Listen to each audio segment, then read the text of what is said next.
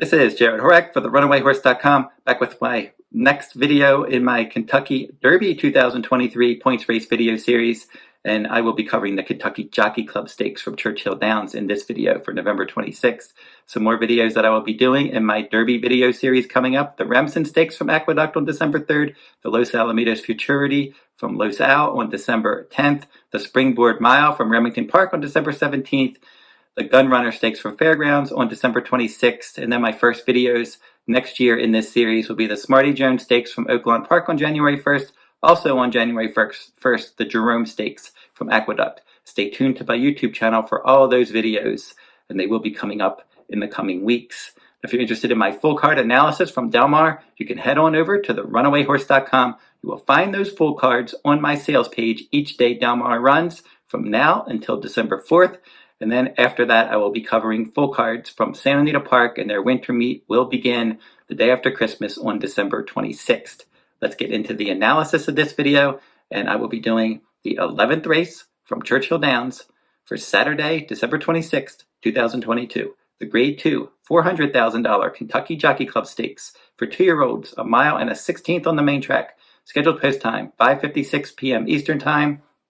Curly Jack will break from the inside post for trainer Tom Amos. This is a son of Good Magic, and this one's had some good success at Churchill Downs. He's 2 for 2 at Churchill. He's run 5 times overall, and he's only won twice, so he definitely likes this oval. His career debut at Churchill Downs, 5.5 furlongs. He won that one wiring the field. Went to Saratoga second time out in the Sanford Stakes. Dueled on the lead, finished 5th in a 12-horse field. The Ellis Park Juvenile, he stalked the pace, he led, he missed by a head. The Iroquois Stakes, the first Kentucky Derby points race for the 2023 Derby, he won that race. He was 10-1 in a 9-horse field. He was sitting in mid-pack, and he was able to win by a length. Breeders' Cup Juvenile last time, post 9 in a 10-horse field. He chased the pace. He could not keep up with Forte, your likely 2-year-old champion, Cave Rock, and National Treasure. He was 5th, beaten 12 lengths, but he hung in there for about half the race. So now from the inside post, they can go to the lead if they want. In his first 2 career starts, he set the pace, but he's been comfortable stalking the pace as well. And depending on what the other riders do, Edgar Morales should have some options. He could just go on with it from the rail, or he can save ground stalking the pace. The 2, Western Gent, this one is a son of American Pharaoh, and he's run 7 times. And in his 4th career start, they dropped him to a maiden claiming $75,000, and that's when he broke his maiden at 13-1. It was no threat in the Hopeful Stakes. Was no threat in the Street Scent Stakes in the slop last time out, but he doesn't really like the slop because the Hopeful and the Street Scent, he was way up the track. It could have been the wet track, or it also could have been the tougher company. For this Dwayne Lucas trainee, I want to see him do more. I can't play him in this spot. Dennington, number 3, he's 12-1 morning line. This one's a son of Gun Runner, and he did win at Churchill Downs last time, breaking his maiden in the slop. That was a good effort at a mile and a 16th, where he stalked the pace in an 11-horse field, and he won nicely, and the top 2 were well clear of the rest. Now, his other good effort was at Ellis Park at 1 mile, second time out when he set the pace. I think he's probably going to stalk the pace in here. He did earn a better speed rating last time. It just could be because of improvement, or it could have been because he likes a wet track. Number 4, Gigante for trainer Steve Asmussen. This one is a son of Not This Time, and Empire Maker is the dam sire, and he looked good in back-to-back wins in his 2nd and 3rd starts. After finishing a well-beaten 5th in his 5.5 furlong turf debut, he switched to the main track, and he broke his maiden at Colonial Downs on the main track second time out, stalking the pace. In his 3rd career start at Colonial, he won the Kitten's Joy Stakes by more than 6 lengths on their turf course. And then the Bourbon Stakes at Keeneland on the turf last time he stalked, he weakened. So now he's moving back to the main track, and he hasn't run fast enough yet to threaten some of the favorites in this race. Number 5, Red Route 1 for Steve Asmussen, another son of Gun Runner, and Tappet is the dam sire. So he has a nice pedigree here. They began him on turf at a mile and a 16th at Saratoga, and he finished 5th at a 7-horse field. Nice improvement, second time out. In his maiden win at Kentucky Downs on a good turf course where he stalked and he won by more than 3 lengths. And then in his next start, they moved him to the main track, the Breeders' Futurity Stakes from post 10, and then in a 14-horse field, he was a good 13 lengths back early, and he rallied to finish 3rd, beaten 7 lengths. He was well behind the top 2, Forte and Loggins. Forte won the Breeders' Cup Juvenile, and he's probably your 2-year-old champion, and Loggins is a very talented colt. for trainer Brad Cox, and he has a lot of upside. So he faced some good rivals there, couldn't keep up with them, but he was third at 59-1. The Street Scent Stakes last time in the slot, he split a 10-horse field, didn't have a good start, didn't have the best trip. He was 3-1. Maybe he didn't like the wet track. If he runs back to his Breeders' Futurity, he can at least get a piece of this.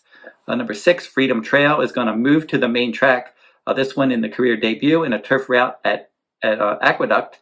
He rallied from 8th place in a 10-horse field to win by a head. He was 13-1 there. Then he was the favorite second time out in the Awad Stakes. And in that race, he rallied from 6th in a 7-horse field to win that one. So now he's moving to the main track, collected the sire, Warfront the Dam Sire. His trainer typically struggles in graded stakes races.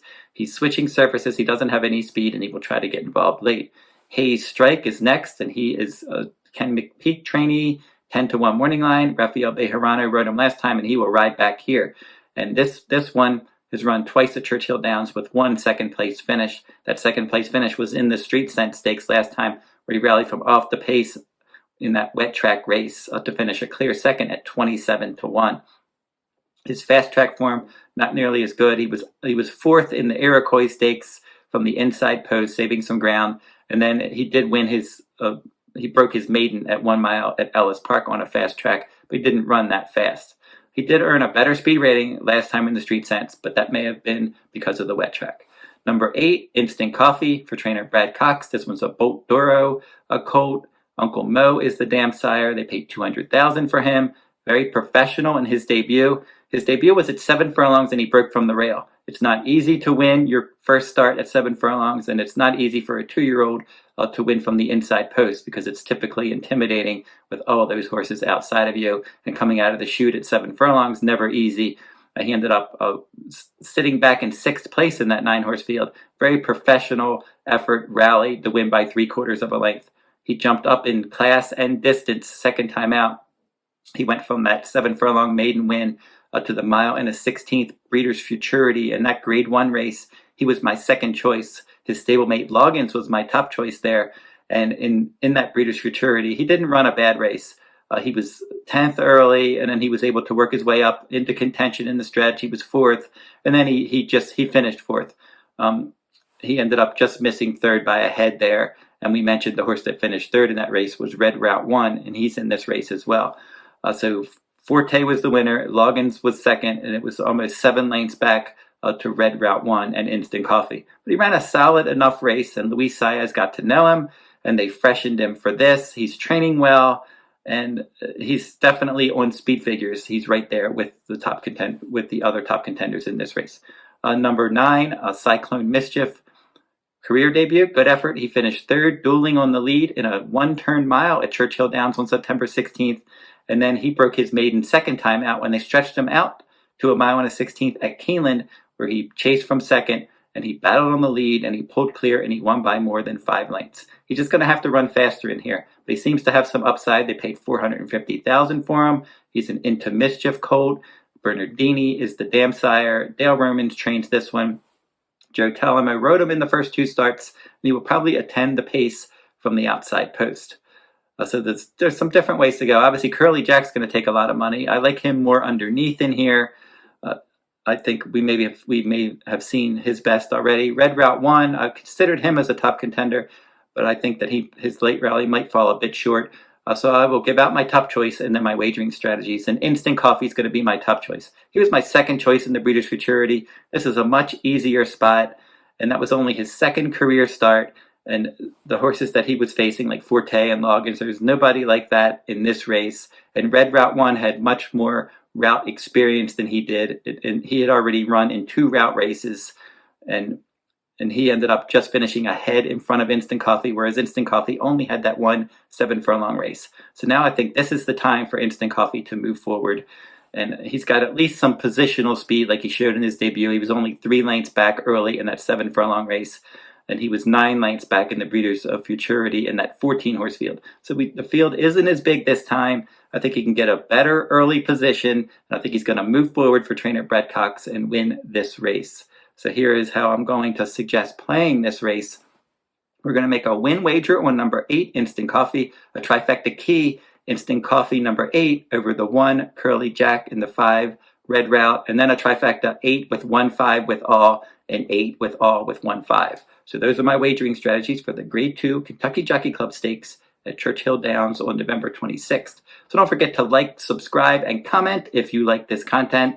And I'll be back next week with some more Oaks and Derby points race videos. So keep checking my YouTube channel. And until then, good luck at the races.